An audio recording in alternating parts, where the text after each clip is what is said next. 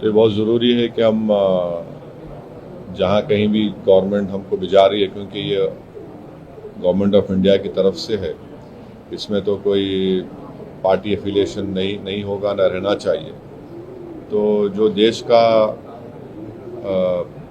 देश के हित में, जो देश में जो मुल्क में पाकिस्तान और उनके स्पॉन्सर्ड टेररिस्ट की तरफ से जो हमारे मुल्क में आतंकवादी वाक़यात हो रहे हैं, तो ज़ाहिर है उस पर हम तमाम को जाकर उनको बताना पड़ेगा। और भी डिटेल मीटिंग होगी जाने से पहले हमारी, तो उसमें और डिटेल हमको बातें मालूम होंगी। मगर फिलवक़्त तो मुझे लगता है कि हमको तो भारत का जो स्टैंड रहा है कि हम टेररिज्म के ख़िलाफ़ थे, क्योंकि टेररिज्म के हम विक्टिम रहे हैं, और ख़ास तौर से एक पड़ोसी मुल्क बार बार हमारे मुल्क में आतंकवाद बोलिए, दहशतगर्दी को यहाँ पर प्रमोट करता है, सरपरस्ती करता है। तो ये उनको इन तमाम एक इम्पॉर्टेंट काम है, और इंशाल्लाह मैं तो पूरी कोशिश करूँगा इस जिम्मेदारी को अच्छी तरह निभाने की।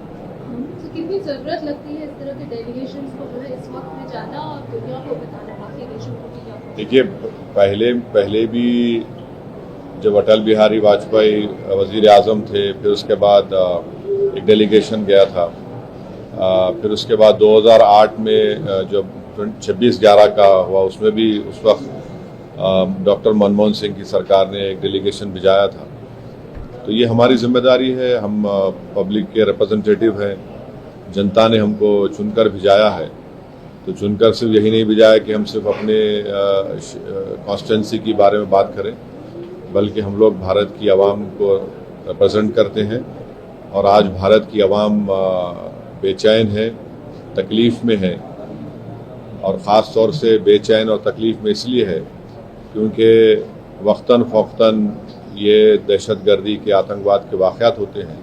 और पहलगाम के बाद तो इस देश में बहुत ज़्यादा सब भारत के लोग यूनाइटेड हैं कि टेररिज्म को ख़त्म होना चाहिए।